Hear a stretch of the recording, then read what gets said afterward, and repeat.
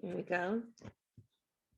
Good morning, everyone. I'm going to take a few seconds for everyone to come into the room. Good morning to you, Lori. Hey there, Lauren. Welcome back. We missed you last week. Sadie did wonderful, but you know what? As everybody knows in the chat, we miss our Lauren. I missed you guys too. I heard it was such a great show, which of course I wasn't surprised. So it was, and Jeannie appreciated everybody that wrote things in the chat. There was a lot of congratulations, and her story was a very fascinating story. It was hard to hear in many ways, but it also shows that there's always a tomorrow and there's a bright star around the corner. So that's a pretty cool thing. You know what? That's something I feel like, we tend to lose sight of when we're going through something. So that's really awesome to hear. And also I want to say I've been doing some one-on-one Excel model building for some of our frequent flyers, and that has been just fantastic. They've come with me with the data pretty much prepared from watching some of those shows, and then I just have built them their own customized Excel, and they got to plug in the numbers and find out that they're going to be more tired and more broke, and so that allowed them to make the decisions before that happened. My favorite is one, well, you're just going to be more tired and more broke. In fact, I am going to have an upcoming show. I'm kind of mentioning in advance just on this opportunity that will explain to people I'm working on this like little graph chart. I always try to find those simple ways to explain something. I'm going to work on this to try to have a whole session to talk about this profit margin. What I mean by more tired and more broke. Why can you end up selling more and have less money? I had a fantastic story. It's not unusual, but another story this week with somebody who started selling a product as just like a vendor, one of those little pop-up vendors that they had. And then they started selling it as a beach vendor, and they were making some money. And so they started selling so many, they got a couple tables, hired some people. She said her sales went through the roof, and she had the least amount of money the entire time and didn't understand why.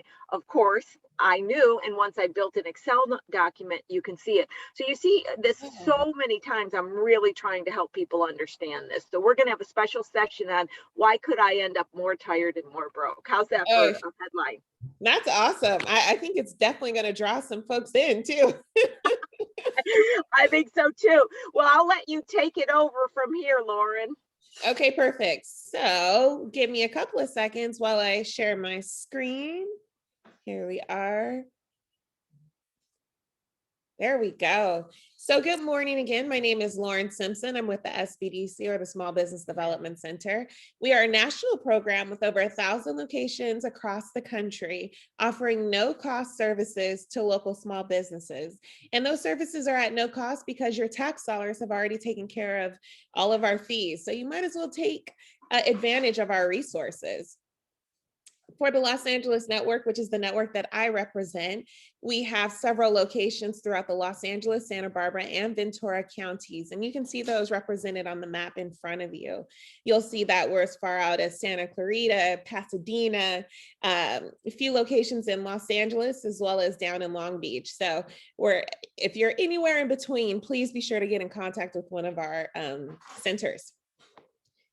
And again, you'll want to do so because we offer no cost business advising. And so you're able to meet one-on-one with one of our business experts. Just like what Lori mentioned, she was able to sit down with a few clients and work on some Excel sheets. And that's the kind of service that we offer. By the way, Lori's amazing, which I know you guys know. For those of you who are brand new to the show, Lori's amazing. So be sure to get in contact and get all of your finances and, all of your numbers straight. Aside from numbers, we also have those who are experts in marketing as well as business plan writing. You name it, we've got it. And again, it's free. We also offer virtual trainings, much like the training you have joined today. And so finally, please know that we're here to help.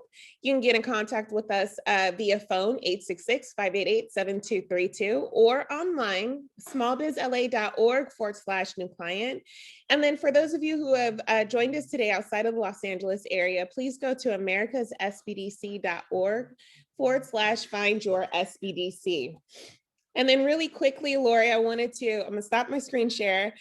Just quick housekeeping rules. Please, any questions, put those into our Q&A. Again, questions into the Q&A, and then we will reserve the chat for any links or anything like that that Lori would like to share with you. And I'll, of course, share contact information as well as some information related to our special guests. So with that, Lori, I'm gonna hand it off to you. Great. I'm just going to go through a few things. I've got the upcoming classes and I keep announcing it. Many of you are joining these classes, which is great. So June 23rd, these are SBDC classes, by the way, no charge. But June 23, I'm doing my finance literacy session 1. This is for those that just want a general overview of accounting. I talk about what's the basics that you must do, what you need to know to gather information for tax time, etc. And then on June 30th, I have a more in-depth financial management of your company where I teach cost structure. You guys that are frequent flyers hear me talk about cost structure. July 7th, I'm doing my sales tax seminar. Should you be charging your customers sales tax? Real important on this, guys. I'm seeing a lot of people that don't realize that if you're using like Shopify or Wix is another one I saw, they do not actually collect and remit on your behalf. They're just collecting it and putting it in your bank account. So you really have to understand if you're doing online sales, if the platform you're using is actually remitting it or just adding it to the invoice. And also, there is a lot of misunderstanding about the fact that if you sell outside of California, people believe you do not have to charge sales tax.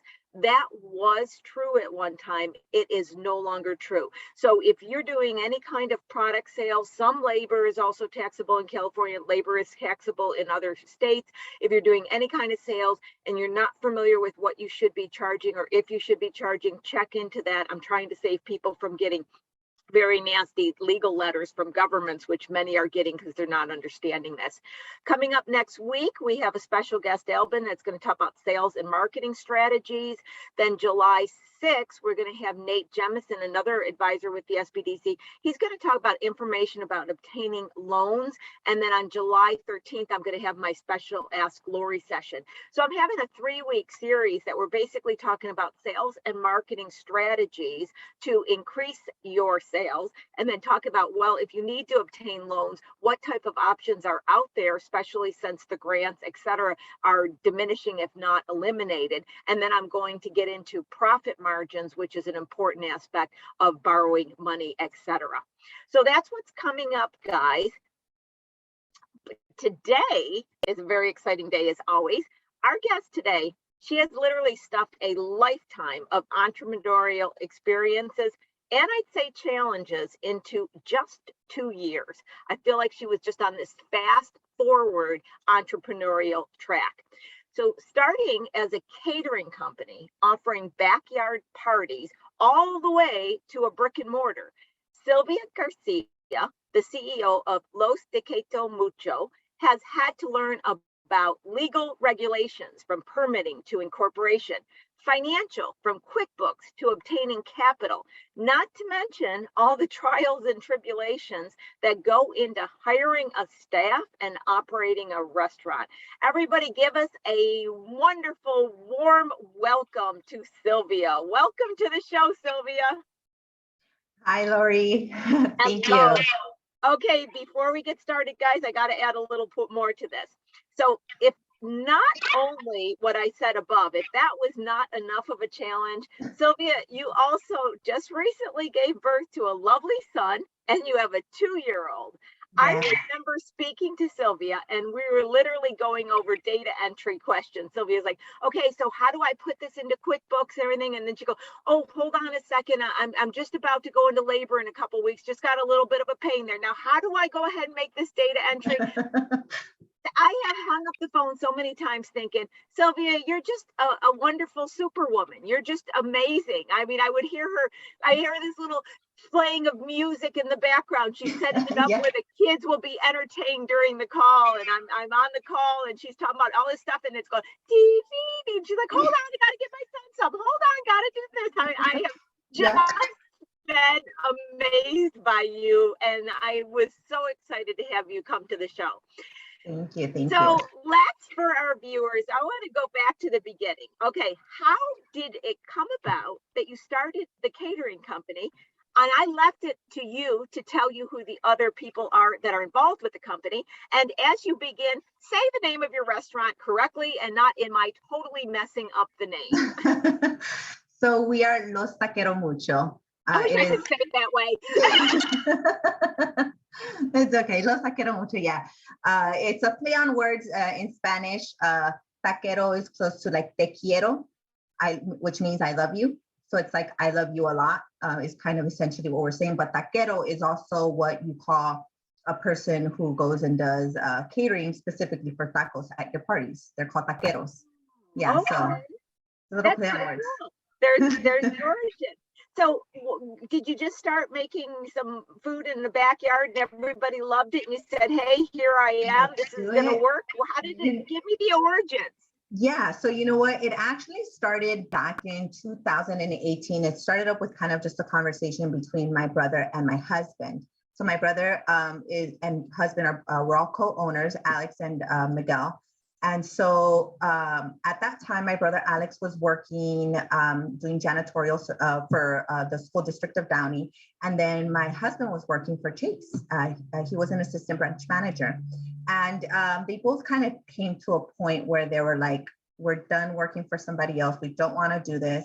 My husband left his job. So my brother was like, hey, what are you going to plan to do? Like, now that you're not working? And he's like, well, I don't know. My husband had always wanted to open up his own restaurant. He had a very deep passion for food. My brother and I, we come from a very big background of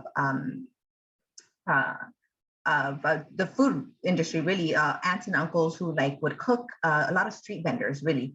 Okay. And so it was really like, hey, you know what? Why don't we just start doing parties, start catering parties? We call them taquizas. Let's start doing taquizas. And so then they're like, all right, sure, why not? We'll go half and half. We'll buy the little taco cart and we'll get started. So fast forward to February of 2019, we did our first birthday party. It was one of my husband's friends, is his wife's birthday party. She was the first catering gig we did. And I remember that night so well because it was the three of us. We had this tiny little grill, like those little grills that you have at home that we were like cooking our meat on. We did our little setup. We were like, okay, we think we got it. And then it just starts pouring. Yes. And so we're standing there I was like hovering over things, trying to make sure they don't get wet. We are soaked.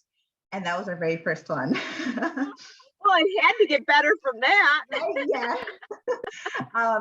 So from there, friends and family just started kind of booking us, which is what really got us going, right? And then little by little, people at their parties were like, oh, you guys are really good. And it started just becoming a word by mouth, a referral.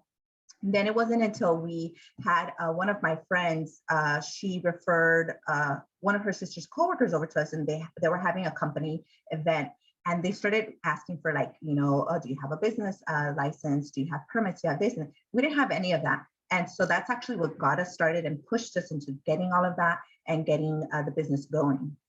Interesting. A lot of times you do hear of situations where the customers create the company for you. In many ways, that actually is a good route, because even in my own life, I can think of how many times I got into these situations that I became what I needed to complete the task I needed to do, the project, etc.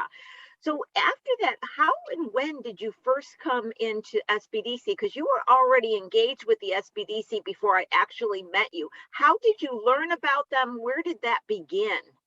Yeah, so fast forward a few months, I had met Barney, who is the owner of Boulevard Market, and he was going to be doing the Incubator Program because he was going to be opening up a new location. I had met him prior, back in 2018, through a social media marketing class that I had taken, and I kind of just kept in touch with him.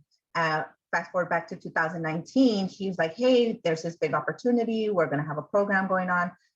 If you're interested, come and join, type of thing, apply. And so at that time and point, we barely had a few months since we had began the business. And so I reached out and I was like, hey, you know what? We're super interested in this. However, we don't meet the 2-year minimum requirement that you're asking for. He was like, you know what? Just go ahead and apply. We'll grant you an interview and we'll kind of take it from there. And so that's kind of how it all started, right? We ended up going in for the interview. They tried our food out, they liked everything, and so we got accepted into the program. And it was then when we started learning about the different resources that a lot of small businesses don't know about, right? I think it really, if it wasn't for that program, we would have never learned. I think I would have even known, I would have never met you. I never would have been doing this right now, you know, if it wasn't through getting started through that incubator program with Barney, because he was the one who essentially was like, hey, like, these are the resources and this is what's available to you, which again, we didn't know. And so that's kind of how we got into the SBDC. For the viewers, Barney, and I just adore Barney. He is one of the advisors through the Pasadena SBDC, and he specializes in restaurant, having actually started his own at the market as well, starting his own establishment. And Barney has had so many great incubator programs and advice for people engaging in restaurant. And not only that, on a side note, I just think Barney's like that lovable human. You just got to be around and smile. He's got that, I always call him Hollywood. He's got that Hollywood smile. He does. I always pick on him. I always go, it's Hollywood. And it's just a cheerful smile. So that's who Barney is. In fact, I do recall back when we got introduced, Barney was the one who first introduced us because you had some QuickBooks questions. Yeah. But I don't want to go ahead in the story. So how long was the incubator program? How long did that go? Yeah, so that was 12 weeks. So it was going to be a 12-week course per se. And so we went through kind of just basics and different things of, you know, what it is to start up a business. And it was really there when we started to, well, at least me personally, where I started to see like, wow, I do not know anything about this industry. Well, we all came from different backgrounds, right? None of us came from the food industry specifically. My brother was in janitorial. My husband was, you know, through the bank, and I worked for State Farm. So I sales, and, you know, so it was really taking those courses, learning, and we were there with, I believe it was 6 other vendors. And so it was really kind of, as time was going by, vendors here and there kind of were dropping out. And we're actually the only ones by the end of the 12-week course, we were the only ones that were left. And so that's essentially how we also, you know, were able to move forward and be part of the shared kitchen, which we are in now. And so I think it was really, we were at a point where we're just very ambitious and wanting to learn and knowing that there was so much to learn and so many things that we could do to grow our business, which is really what kept us there. And really just wanting to learn more and more because there's just so much to it, right? You never realize how much there is until you're actually in it. You know, and I want to actually comment, and that is such a very important statement that you made, Lauren. You might want to throw that one in the chat. You never know how much is involved until you're really in it. And I think, you know, I'm not doing a promotion for the SBDC, but I would say that's where we really shine. But the point that I want to make is, I tell people this all the time, your business could be the most simplest thing imaginable. Like I said, at the beginning, I just talked to somebody that just put jewelry together, made beaded necklaces. That should be simple. But because of the way that we have to be concerned about government regulation, if you're doing credit cards, you automatically got some kind of complexity within the shopping carts or taking credit cards and depositing the POS system. Because we have all of these different systems in place, the smallest company just going to the flea market needs a seller's permit. It needs to have a business license. You know, business is not simple in its smallest format. And these little things that you would not have any clue, you're like, okay, I can make food, I can cater, but that's a small piece of it almost when you look at being in business. So I always tell people, you know, if you don't know these things, you can get in trouble really, really fast. Yeah. And that's where it's so important. So, and I always say to you, I thought it was funny you said that you were the last one. I always say, congratulations, you're going to start a company, and I'm very sorry. It's like you win and you lose that same day. You really do that. You know, your life is never going to be the same after that point, you know? And you know what? I think a lot of people, right? And I include myself and my brother and my husband as well, because when we started, we're like, cool, we're going to have this business. No big deal. We can cook, we can cater, nothing, you know? And then you start learning all the little things and you're like, okay. And then, ever since we started, our lives have not been the same. I think, it's been a lot of learning, a lot of like, oh, oops, I didn't know that. Oh, okay, cool. I have to do that. Oh, So it's a lot of it. And it is something that people also think, oh, you're a business owner. Like, oh, wow.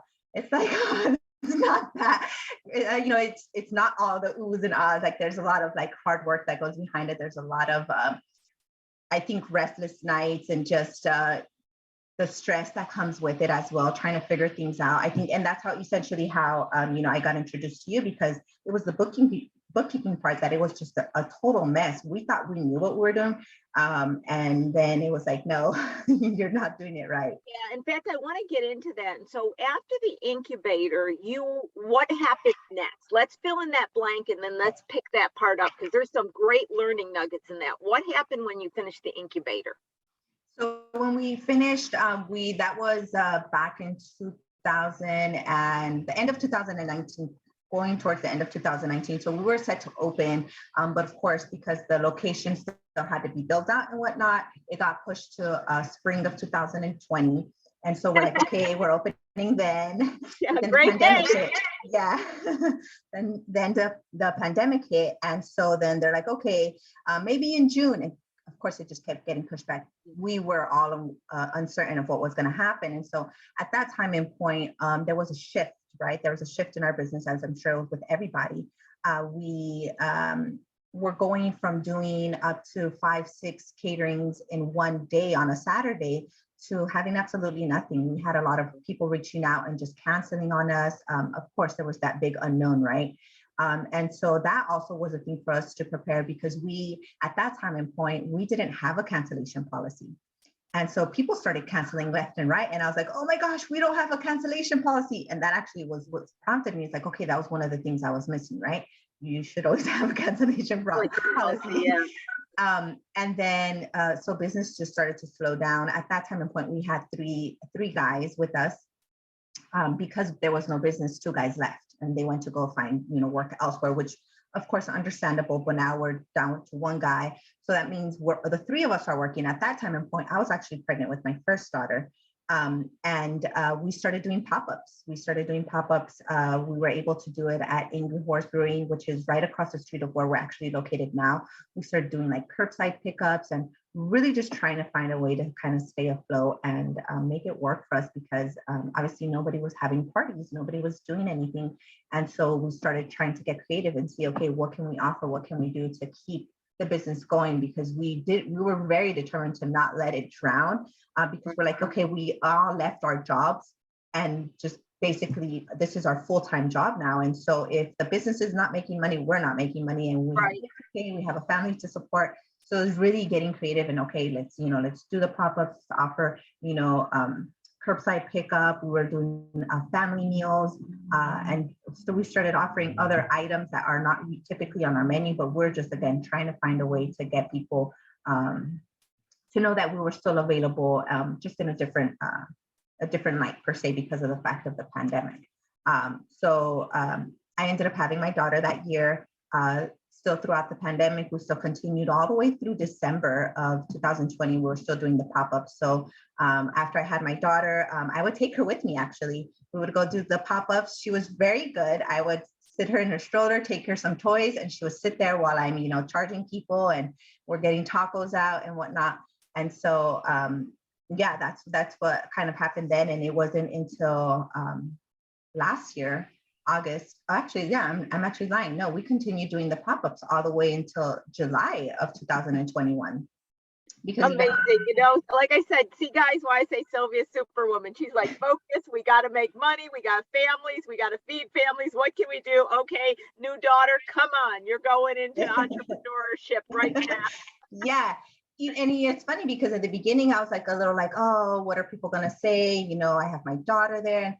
And I was like, well, you know what, honestly, like, we got to make it happen. So I have to take her. My mom was getting jobs. My sister was in school for nursing. So my mother-in-law was working. So people who we usually rely on, they were all busy. So I was like, all right, I'm going to take her because she was so good. It was easy. I would also just put her on my baby carrier, like walking around with her everywhere. But I was like, it's also a good way to start them young. They start to see, the hustle and they'll appreciate it. Yeah. So help give you at least exposure? I mean, you know, it helped you to manage through the pandemic and stay afloat. That's a given. Was there any other positive outcomes that came from pop-ups? Because pop-ups are something that many are venturing to look into right now, independent of the pandemic. They see that as a way to start. So any words of advice on just operating a pop-up alone that you can share with our audience? Yeah, they're definitely great exposure because obviously we were just catering, right? So we were just at a very specific market, but now you take us to pop-up. Now people who are potentially going to hire us for a catering that would have never known about us are now knowing about us. And then we're like, hey, well, we also cater. We did there was a few people that towards the end of the pandemic that were like, hey, we do catering, and they did book us, and, you know, we got business that way. It was for us also a good opportunity just because we were doing it in the city of Montebello, which is where we have our location. So we were getting to know a lot of the locals and just letting them know, hey, you know what, we're going to be opening up soon. We're going to be opening up. We're going to have, you know, brick and mortar location. It's coming, it's coming, it's coming type of thing. And so we're really able to build with the community and just get to know people. And I think, on a more personal level, because right, you're on the street, it's just a tent, and you can stand there and have a more personal conversation than behind a window, right?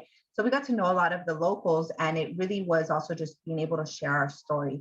I think that people, somebody told me this once, you know, people really fall in love with the story and the person behind the name of the business, right? And that's one of the things that we were able to accomplish. And I think even then now we have a lot of people who would consistently go to our pop-ups, like locals who are now consistently going to our restaurant. So they're regulars. So I think that is, you know, definitely, I think it can get a little scary sometimes, just the unknown is like, because one of the things that we also learned is when you do a pop-up, you don't know who's going to show up that day or how many people are going to show up that day. It could be very inconsistent. So you don't know how much food to cook. You know, so it's like, okay, do I make more? Do I less? Sometimes we would sell out because that day just a lot of people showed up. So we're like, okay, cool, we sold out, and off we go. We're done for the day. Obviously, it's different now at a storefront location because you can continue to prepare and you can continue selling. So I think it's those little things that you start to learn, but it really does teach you a lot of planning. That's the biggest thing it teaches you, a lot of planning, because there's a lot of planning that goes into it. Again, you know, I think it's more of seeing patterns and learning, okay, this is how much I have to do for this. I have to make sure I open at this time. People don't start showing up till X time. So you know what, let's start opening later. That was one of the things that we played with a lot. What time should we start? How late should we stay? And then also just kind of taking into consideration, okay, we have to, we have to work 2 different shifts. We all have our own families we have to go back home to. We need to spend time with our families. So it was definitely a challenge. But nonetheless, you know, we push forward. And I think pop-ups are a great way for especially people that even want to get into the brick and mortar to have the experience, like you said. And one of the words that I love that you heard or said was planning. You know, a lot of times people like to think of the romantic entrepreneur that's just going by the seat of their pants and learning and experiencing and in the wild west, I think. And that's not the case at all. It really is a matter of planning and then learning. Like you said, you experience that they went later, so you open later. So I always tell people that I always have these fancy things, you know, more tired, more broke, but I always say, don't buy into your own optimism because it blinds you. If you know, people get told you got to be passionate to be an entrepreneur. So they think, well, what I got to do is I got to get a bunch of passion and that's going to help me succeed. They get this built up emotion of passion and it overrides them from even seeing what's happening. They buy into their own optimism and they don't get a feedback loop. And it really is about having a feedback loop. I took biology classes at one point in my life, so I still got these feedback loop things, right? So it's about a feedback loop. It's about planning, and you said it so well. So Lauren, can you throw in there, planning is an important part of entrepreneurship. Throw that in the chat. That is another great takeaway. Oh, we got a question here, and I'm going to stop and ask it because I can't answer this question, and you're going to laugh, Sylvia. Romero wants to know, what is the actual name of the restaurant? Say it again. We are Los Taquero Mucho.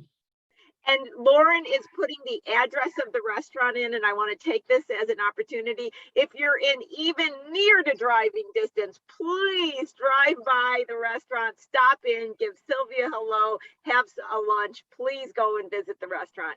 So Sylvia, so you go from the pop-up, and then finally, eventually, you're getting closer to moving into the brick and mortar. Walk us through that. And I don't recall, so you're going to have to bring this up because this is going to bring up a whole bunch of great learning opportunity. Somewhere in there, you chose to incorporate, which is about when you got introduced to me. And that's when things got a little bit more crazy, I would kind of say, if I would put the words in your mouth. So why don't you take it from there? Yes, so the business started off as a partnership with my brother and my husband because it was something that they were doing. They decided to do together, and I was kind of just helping in the background, kind of with invoices and little things there, here and there. And it wasn't until after a few months that they got started that I joined in. I say officially because it wasn't on paper, but to us, I was one of the owners. So it wasn't until March of 2021 when we decided to go ahead and incorporate. And I think it's one of those things that even after we did it, there was still a learning aspect to it because we did we did what we thought was enough research, which it turned out that there were still a lot of missing pieces. And we're like, okay, we're going to go ahead and incorporate. We're going to do all of that. We went and we did it, and then we were like, okay, cool. That's it. That was easy.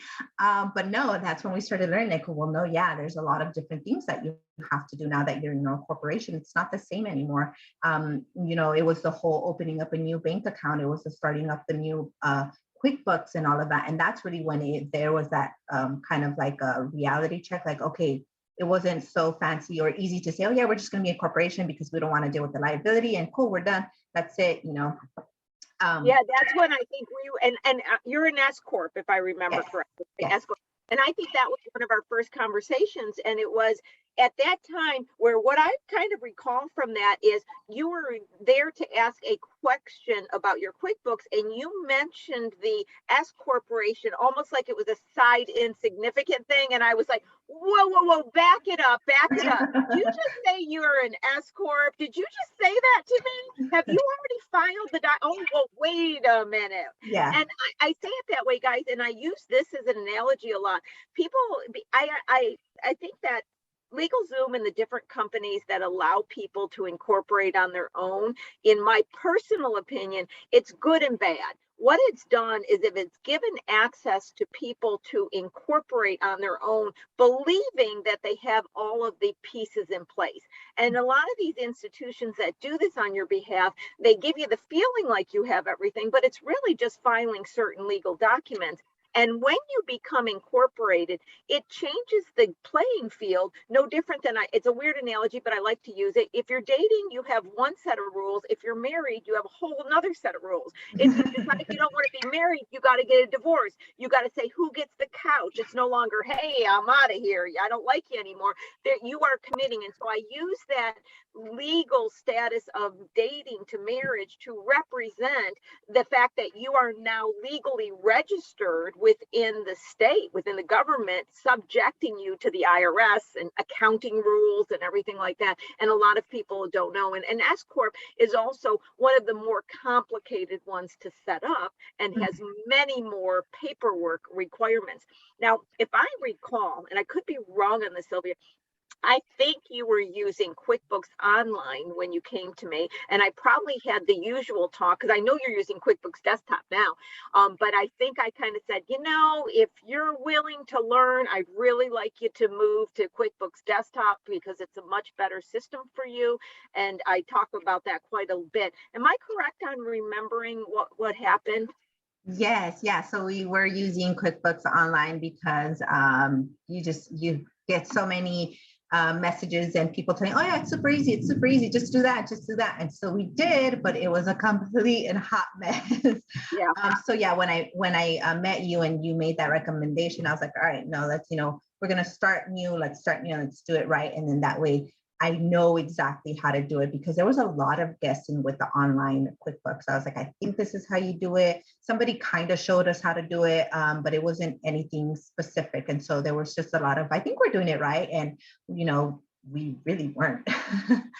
You're very proficient in QuickBooks Desktop. I got to tell you guys, Sylvia is very impressive with where she came. And what we did is what I always do when I teach people desktop. We start, and I tell you straight up, we're going to have to go through 3-4 sessions where we learn about the chart of accounts. We learn about how to do it. And I always tell people this is a space shuttle.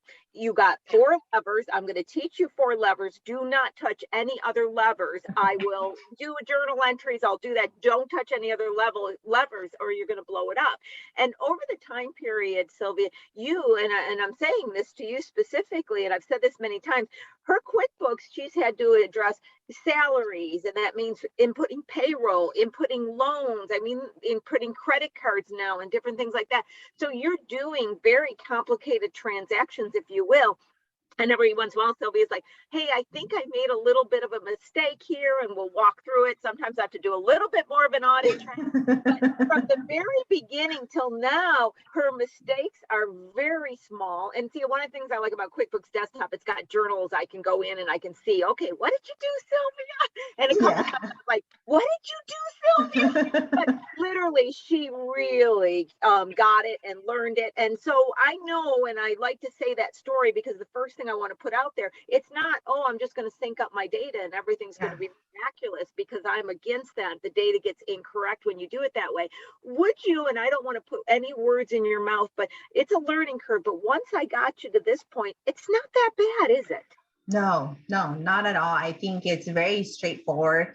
And yeah, just, I think, how you kind of said, how we went through those sessions, that was a good learning. And then, yeah, it's very, I think, straightforward, at least in my eyes. Yes. And what I do a lot of times is set up memorized transactions. So all you have to do is just insert, change out the numbers. I try to make it as simple as possible, because I'm very aware that you've got a million things going on outside of QuickBooks, and you and 1,000,001 and 10 and a million after that. So now walk us through, and this is always a huge question, and you're far more of an expert in it than I am, and that's the permitting process within certain jurisdictions to get your permits and get the restaurant up and going. That I know is another big challenge for people that have brick and mortar. What did you learn during that whole permitting process that you'd like to share? So for us, it was actually a little different than the traditional, just because we were part of the incubator program. So there were a few things that were done through the incubator program that we didn't have to go through ourselves. But I will say we will eventually have to, because the program is only set up for us to be there for 2 years, and then we'll go out and be our standalone. So basically, we were able to do like our health permits and whatnot through the incubator program, which was provided through Barney, because he got one permit for the entire. Okay.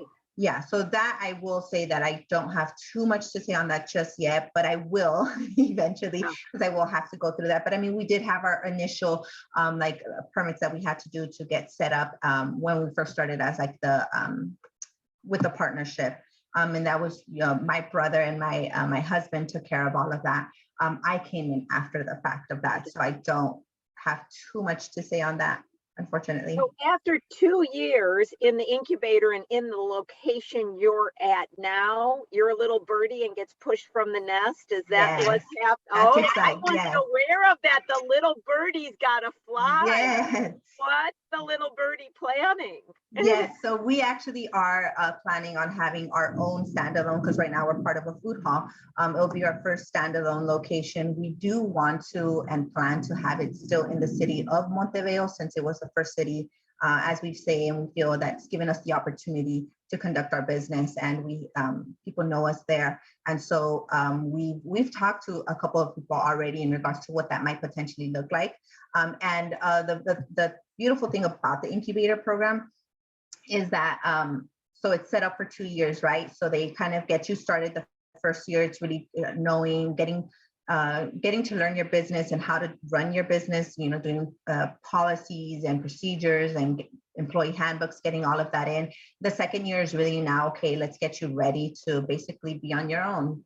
They're raising us up little child, and it's just like, okay, now you're off and you're on your own. So there will be now, things that we will have to do on our own completely that we didn't have to coming into the program, which is obviously having our own location, purchasing our own appliances, having our actual own location where we don't share a kitchen with anybody.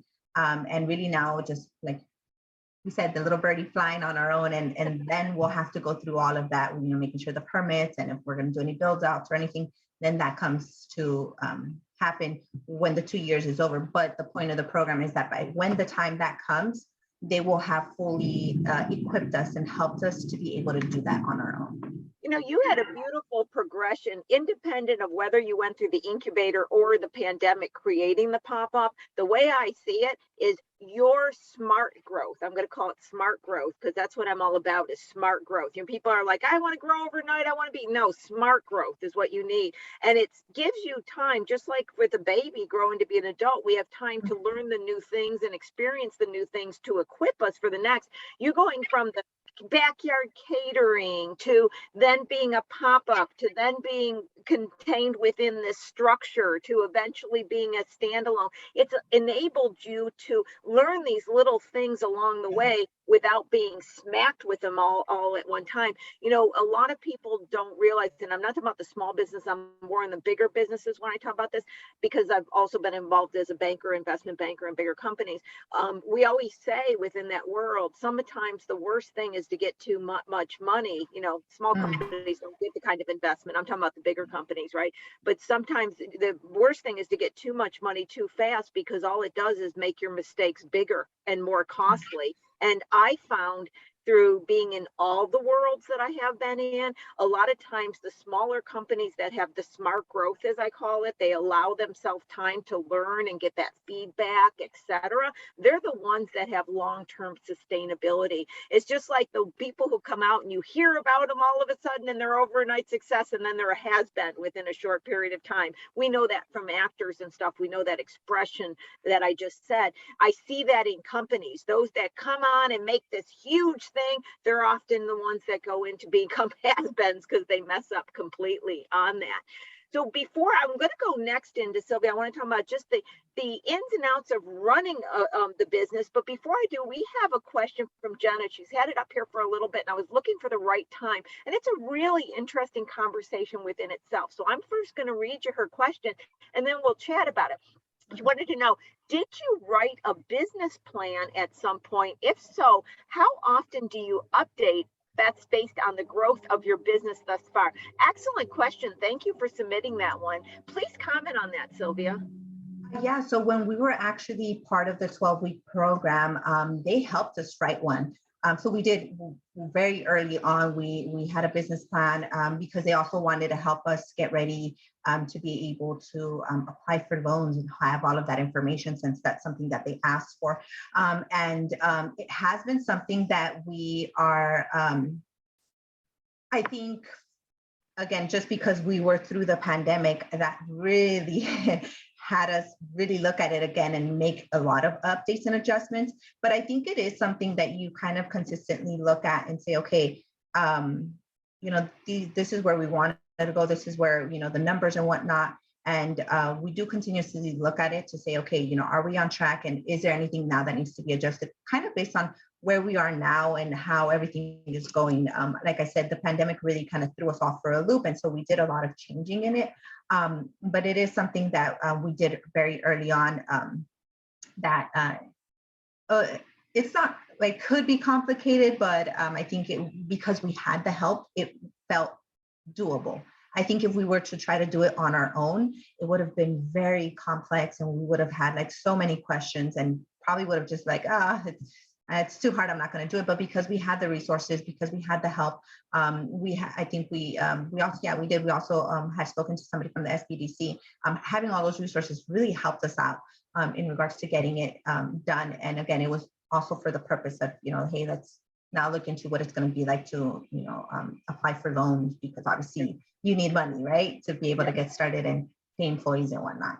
Great information. And guys, I'm going to comment a little bit on a business plan to give you some background on it. That was awesome, Sylvia. That was spot on. A couple things, the SBDC does have offering of helping to write business plans. I know specifically the Pasadena SBDC one does it on a regular basis. So do check into the SBDC on a business plan. But the part that I really wanted to express to people is the word business plan is one of those words like Kleenex. It could mean so much. So what I always like to explain is business plans and, once again, kind of like, the ability to go and incorporate without really thinking about it. People go in online and they get the templates, and all my frequent flyers know the minute you say template, I'm going, no, I hate templates, right? Well, they get the templates for the business plan, and it's not that I'm so against the templates for the business plan. I want to express a mindset when looking at creating a business plan. I first want to express that in the olden days, everybody needed a very long, thorough business plan because all companies needed to apply for a large amount of money to get started. What I mean is we didn't have online sales. You couldn't work out of your apartment. You had to have brick and mortar. You had to have certain assets. So it became standard to have these very long type of business plans that you needed to get $1 million loan, et cetera. And that still exists. But for a lot of people that are just wanting to write a business plan to get off the beginning stages, what they do is they follow these long formats and they get in what I call the dreamy stage only. Oh, we're going to market this and the product does this and we're going to be the world best and we're going to share the market share. What you're doing is you're writing a fantastic novel. Okay, you're writing a little fairy story, right? Now, with that, you're writing this fairy tale story and you're really not engaging in the actual practices that it will take. So know first what you're going to need the business plan for. If it's for you to plan operationally, be more concrete about what exactly you're going to do. And in each case, have the financials be the underlining part of the business plan. People love the marketing part because they can understand it, but it's the financials. So when I work with people to do business plans, I start with the financials. I have them create the financials, which creates a story. Then I send them off to someone else to actually do the narrative on the marketing. That's not the area I focus on. But the financials are the most important. And too often people write a whole business plan. They go, oh, let me throw some numbers in. The numbers are the driver. So I just wanted to, as we're speaking about business plans, give that bit of information. And thank you for that, Sylvia. So now we're going to get into the what? Here, you ready for this one? So tell us, Sylvia, what's it like to run a restaurant? It's great. Yeah, I think you will.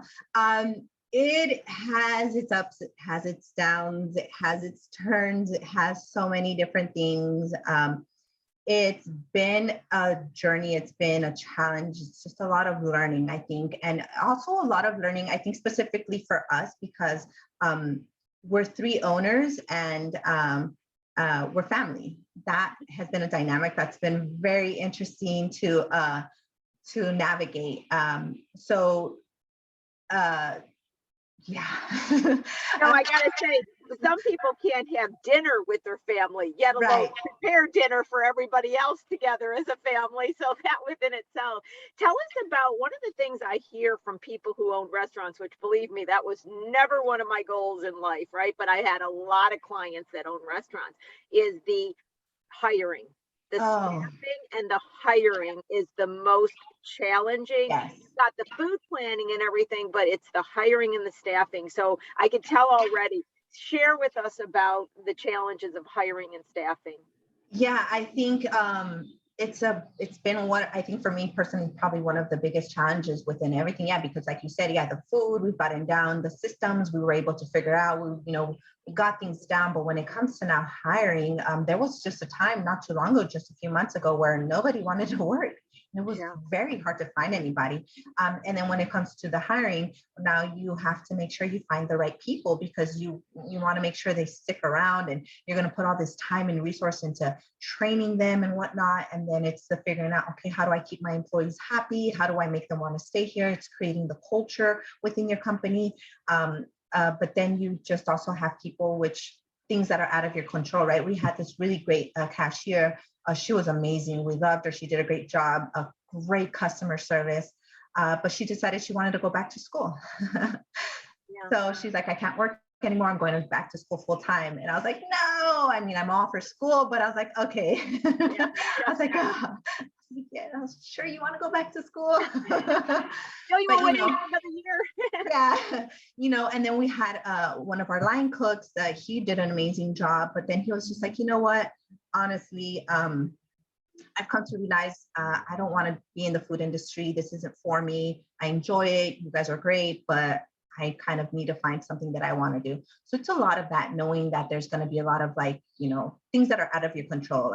And so when that has happened, then because also we are 3 owners, we've had the ability then for one of us to always step in. So it's not like we're ever left completely with no staff. We're all able to step in. So, and then just the training also comes, you go through a whole entire week and a half, 2 weeks, whatever it may be. And it's just then now, which even then also the hiring was also a learning aspect of the business as well, because when I worked for State Farm, I did hold the management position and I did some of the hiring, but I did it for a very small time. My husband was an assistant branch manager, so he did a lot of hiring, but the bank took kind of care of the back end paperwork. So when it came down to hiring staff for our business, there was all this paperwork that I was like, oh, I have to do this. They have to fill out that. And then it came down also to, and I work with Xiomara from the SBDC. She's amazing, from HR. A lot of that I had to learn as well. Like when it came to like posting a job listing, interview questions, job applications, the questions we can and cannot ask. So all of those were also learning opportunities, things that we were just like, it seems so easy, right? Oh, I'm just going to hire somebody. But no, there's a lot that goes into it. And it has been a challenge just because of, I think more than anything, it's finding the right person to do the job, and somebody who's going to stick around. So it's very, very hard in that aspect. But when you find the right people, it's also very rewarding, because obviously the goal for us is to be able to eventually step back and be able to fully just work on the business rather than in the business. That's one of the things. And so we've gotten to points where we're like fully staffed and we're like, cool, we can kind of start to take that step back. But then it's like, oh, well, I want to go back to school, so we're down one. Okay, no, just kidding. We have to step back in. And so that I think has been challenging, and it's been the hardest part as well. Sylvia, you just said such a mouthful of wisdom, guys. She said so much that was incredible. I mean, one of the things that I tell small companies, and this was even when I was doing turnarounds in the 30 million, 10 million range, when you mentioned the training, when you hire someone in a small company, you don't have a department you send them off to be training. It means the owners of the company have to take their time from running the company to do the training. So you have a huge cost investment of each person, right? And then what I find is these small companies just want to hire somebody really quick, so they make rash, quick decisions. They may send an ad and then they get, oh, we're just going to grab this person because I think they're really nice. I enjoyed them. And I was always there screaming, no, we're going to go through a 3 interview process. We're going to do this. We're going to do this, because the minute we bring them on board, we are taking you away from sales, or you away from operations, or you away from this, or the whole department. And so hiring internally, the small businesses don't understand the amount of personal investment from the owners, and they don't do the proper vetting of the people, and they make emotional decisions to hire someone. And then the other aspect is, and you mentioned, once you hire someone, the game changes, just like incorporation. You now got workman's comp, and California especially, you've got a lot of HR rules, and you've got to be conscious. I always tell people that the scariest thing is hiring people, because those are laws that can come after you quickly and you can get in big trouble. And it's real important to hire a legitimate payroll company, because I see a lot of people go with payroll companies that are not strong payroll histories, and they don't take the taxes out. So I just wanted to unpack some of the brilliant words you say and give more details to it, because hiring people, we had an old saying in business that your biggest asset and liabilities are walking the shop floor. It's so true. And So once again, you really, and this is where I said at the beginning, you guys are somewhat seeing this. It's amazing to me, Sylvia, what you've been exposed to, and over the 2 years, what you've had to learn about. And it's everything. It doesn't matter if you're a small company hiring 1 employee or a company hiring 100 employees. Yes, some of the things that you have to offer changes, but many of them start the minute you hire that first person, even if you hire them for just a couple hours. Yeah. Yeah, no, definitely. I think, and it's true. It's so funny because that you say that sometimes you just hire on an emotional, just like, hey, I really like them, let's go ahead and get them, because we found ourselves in that situation a few times where we were short staffed and we were really in need of people. And me coming into it, when I worked at State Farm, the first agent that I worked for, he was great. He had this very great way of hiring. He had a very lengthy hiring process. In the beginning, I was like, why so much? But his thing was like, I have to make sure I get the right person, also fits well with work, with the rest of the team and whatnot. And I took that with me. And so when we started hiring, I remember I was like, okay, no, like, yes, they're great, but let's continue, like you said, the vetting process. My brother, on the other hand, would be like, no, they're great, just get them. We need them already, just get them. Like, no, it's not that simple. Like, no, let's not do that. Because I was like, it's cool. They, sometimes they're really great on paper. Like their resume would be amazing. He's like, oh, they have all the experience we need, let's hire them. Like, well, no, let's interview, let's get to know them, So there is a process, and I do like to follow a longer process just because of that. Because if you just hire anybody, then, I feel like the turnaround rate is so much higher because of that, because you're not really finding the exact person that you need for that position, because there's so many little aspects that come to it that sometimes get overlooked. You do. And the vetting process, even inviting them to come back for several interviews, because I've had people hire somebody and then they don't show up. So you vet them, and you have them come back for interviews. It's showing you diligence on coming back. I would have them meet other people. I'd have them go through this whole process. And when I came in and took over the process, and like I said, process is the word here, guys. It's planning, it's process. I talk about processes in business a lot. They're so important. When you have people go through the process, it makes a major difference. I'm going to answer a few questions and then come back on. I'm going to answer them out of order right now. The one question, and I'm not going to be able to say this name correctly, so I don't want to kill your name, but I'll answer the question because I'll kill your name, I know, and I don't want to be disrespectful. If you already have an EIN operating as a DBA, but later register as an LLC, do I need a new number? Yes, guys. I tell people this is really important. You want to think about when you are a sole prop, it's like a social security number. Think about it. If I say, well, somebody just got born, can't I just give them their social security number? You go, no, it's a new person. They got to have a new social security number.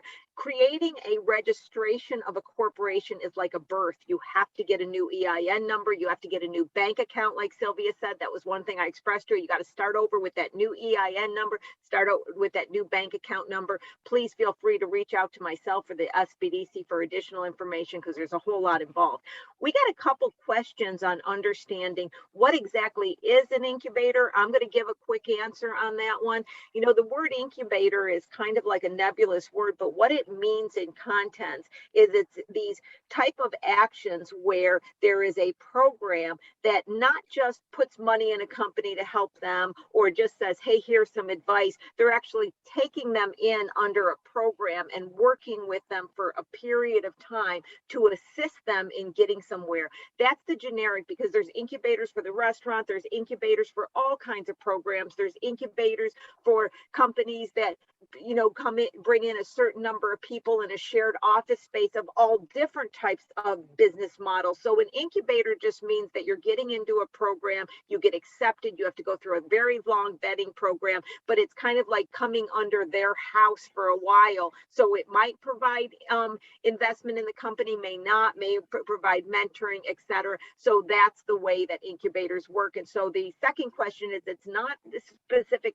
type of companies, it's not retail, it's a concept of the way to assist companies, and incubators have been around for some time. And you can actually Google incubators in LA. and you'll get a very, very long list of incubators in LA. So that's some of the questions answered. So Sylvia, we've gotten to the end of the show, believe it or not. It's such a delightful time talking with you. And I think everybody in the audience can see she's a superwoman, isn't she? It's an amazing story of everything that you went through. I just, every time I talk to you, I am shocked at all of your learning processes and your learning processes that you continue to go through. What I really like is you've been very logical. You can tell that with you and your brother and your husband, although you were not generally in the industry to begin with, you come from backgrounds that gave you disciplines and training, and those disciplines and training from a process to an organization to planning to being creative, all of those from probably your family. You probably all can say our mother taught us, our father taught us. I can tell that there's a lot of experience, a lot of discipline, a lot of character that has gone into all of your successes that helped you to succeed. And I just am very amazed by you. And I want to make a statement on that. But with the last few minutes, is there any last information or advice or words of encouragement that you would like to share with the audience?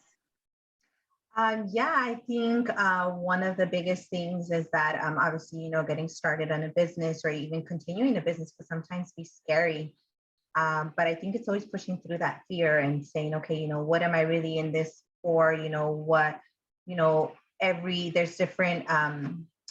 There's different journeys, different chapters within your business as well. And I think it's also it's funny, we just had this conversation with Barney. It's kind of like asking myself, okay, now this chapter, this time in my life, what is this trying to teach me for my business? What can I do? What can I grow? What can I learn? Where am I heading now?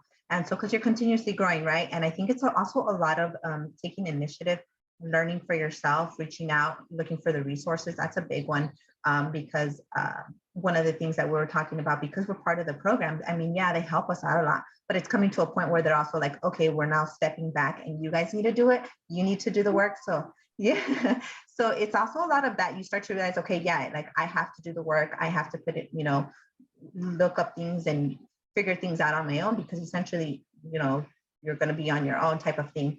But definitely, and then also just learning. I think this is just a little bit more specific to myself and anybody who ever does work with family. I think it's a challenge, but it can be done. It's very rewarding. But it's learning that, you have different people, different personalities, and, different ways of thinking. And if you're able to work together and kind of put everything, make everything black and white, it definitely helps. Definitely helps anybody who's even in a partnership. That can also be kind of challenging. So I think just keep going, keep doing that. Yeah, really, it really comes down to that. You just keep pushing forward and really sometimes have those kind of like self-reflections, like, okay, do I still really want to continue doing this type of thing? And if the answer is yes, then all right, let's get up, let's do it, let's figure it out type of thing. I always say passion just gets you out of bed in the morning. From there, Yeah. Well, Lauren, was that not a fascinating, encouraging story? And like I said, I want to invite everybody to head over to Sylvia's restaurant, stop in, have lunch, say hello to the family there. Lauren, I think you put the address in the chat, so please drive on out and say hi to Sylvia. Yes, definitely. Lauren, I'll pass this back to you. Great. I'm both inspired and extremely hungry. Like, I cannot wait to stop by and and try some of your food. It sounds so delicious.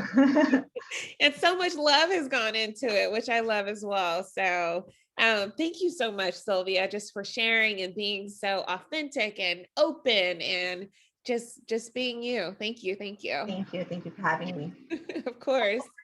Sylvia and I are going to head out of here. I know you're gonna stay back and finish up on the chat and answer questions. And once again, anybody wants to get in touch with me, Lauren will take care of that. Sylvia, till we talk again from another QuickBooks data entry, which I always look forward to. My big congratulations to you. And I know when you little birdies all fly from that nest, you are gonna land just beautifully in a wonderful new spot and continue to build a bigger nest. Yes, thank you so much. I appreciate you so much. Bye, Sylvia. Bye, Bye-bye. everybody. Thanks for showing up for the show. Thank you for the frequent flyers, and I'll see you next week. It's always great.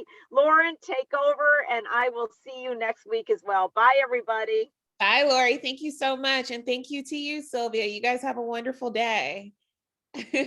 For our listeners, I am going to hang back. I'm going to include Sylvia's contact one more time. There you go. And then I'm also going to quickly include, I see several questions. Actually, first, let me go with Lori's next events. So you'll see those links in there now. There's June 23rd, the 30th, as well as July 7th. And then finally, I want to be sure that you all are able to, first off, see our previous shows. You'll see those on our YouTube. And I'm dropping that now. Go ahead and check the chat.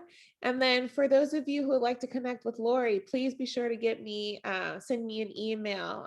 For those of you who would like to become an SBDC client, again, there's a link there in the chat. And once you do sign up, follow the link, go ahead and fill out the information and you become a client. Shoot me an email, let me know that that process has been done, and then I'll get you connected with someone to assist you. And then finally, I will include it one more time. For those of you who are looking to set a one-on-one with Lori, go ahead and shoot me an email. I put that into the chat. And I think that's it. Thank you so much for joining us today. We will see you next week. Same time, same date. So it'll be Wednesday at 10 a.m. and we'll have another wonderful guest.